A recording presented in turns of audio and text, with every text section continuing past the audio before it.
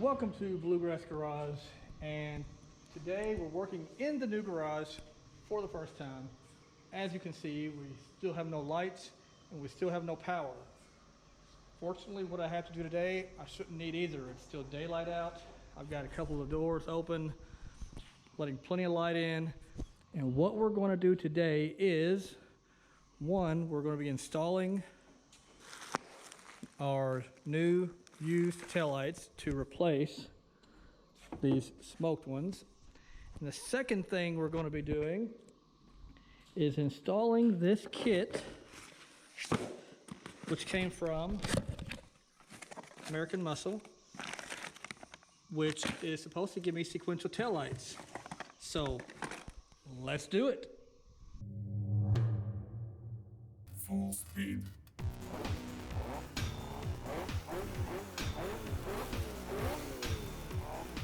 Burnout. Okay, let's lay out what we got. Now we're going to use the back of this Fox body here as a bench because I don't have anything set up in this garage yet. And this car still needs a full restoration, so it's not going to hurt anything to use this trunk as a bench. Now, as I said, this kit comes with a wiring harness, obviously for each light.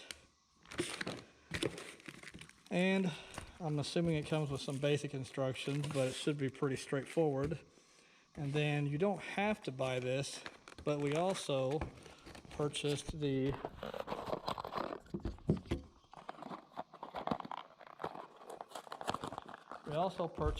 modified flasher so that it slows down the action. If you don't use this, from what I've been told, it flashes, really quickly, almost like a bulb is out.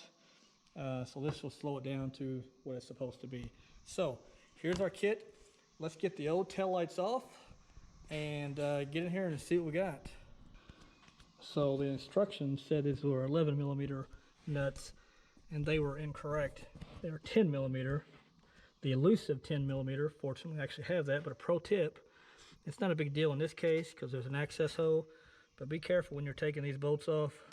You don't drop them down there and they are lost into oblivion. Like I said, here we have a nice little access hole. It probably wouldn't be a big deal, but I would hate to have to try to fish that out. So let's get to the other side and take the other side out with our 10 millimeter.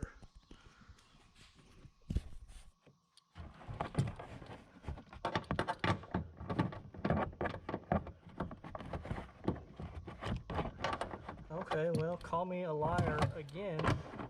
This side is an 11 millimeter. So they're mixing it up on me.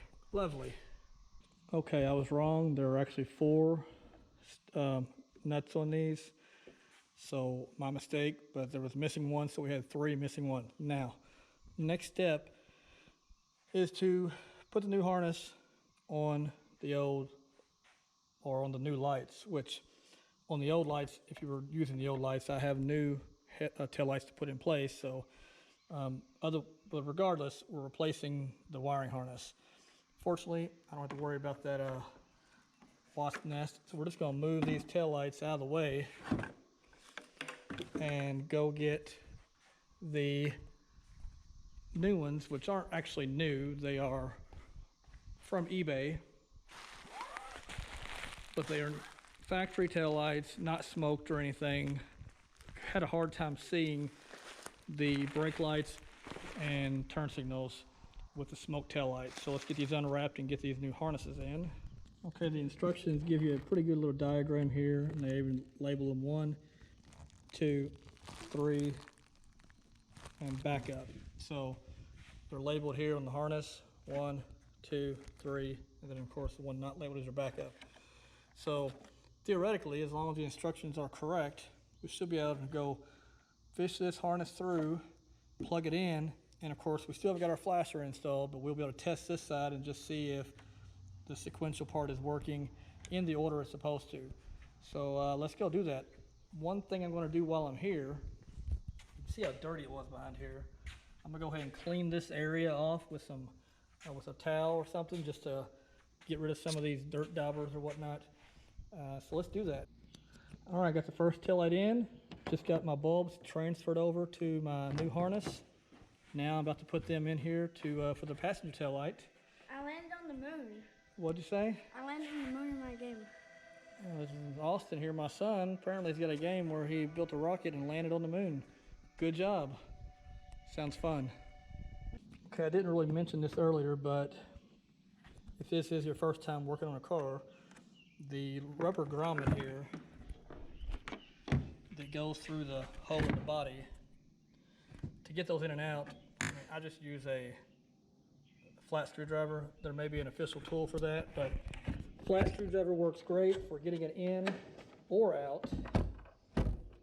And that's what I did here. So just make sure you actually get the grommet all the way through.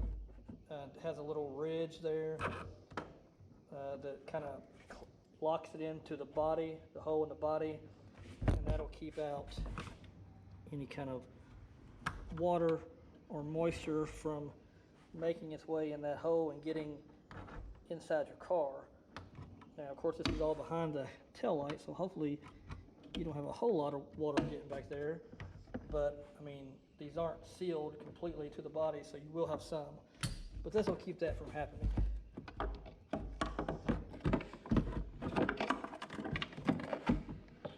Now, I'll just put this on, and I've got my nuts down here. Remember, like I said, we were missing one, so I only have 3 to put on, but there was only 3 on it before, so should not be an issue. 3 out of 4 is better than 2 out of 4, right?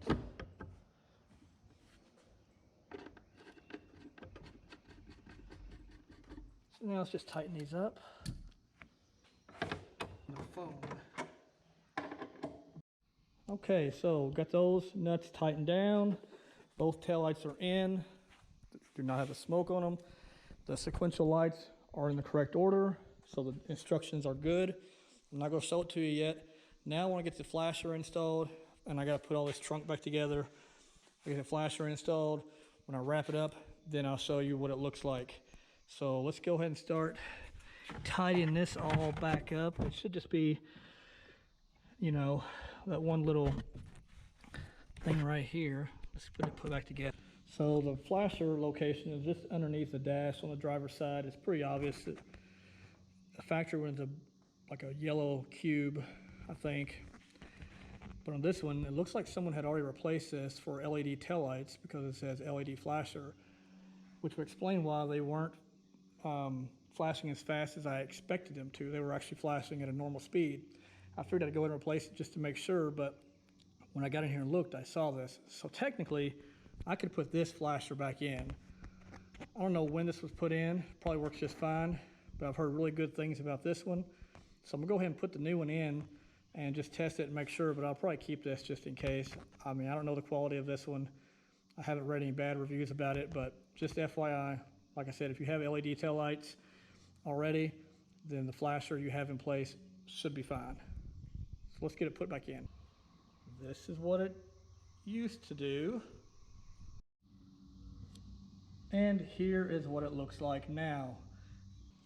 All right, so that was a pretty easy install. I took a little extra time to record the video, but if I wasn't doing the video or not doing it by myself, I feel like that would have been a 30-minute install, probably tops, maybe even faster than that if you had all your tools handy. I'm still working out of 2 shops, so I'm running back and forth a little bit. It took a little bit longer, but it looks great in my opinion. It's about $70 or $75, so not a bad price for a quick, easy upgrade that, in my opinion, should have been that way from the factory. So if you have any questions, put them down below. If you have any comments, put them down below. Thanks a lot. See you next time.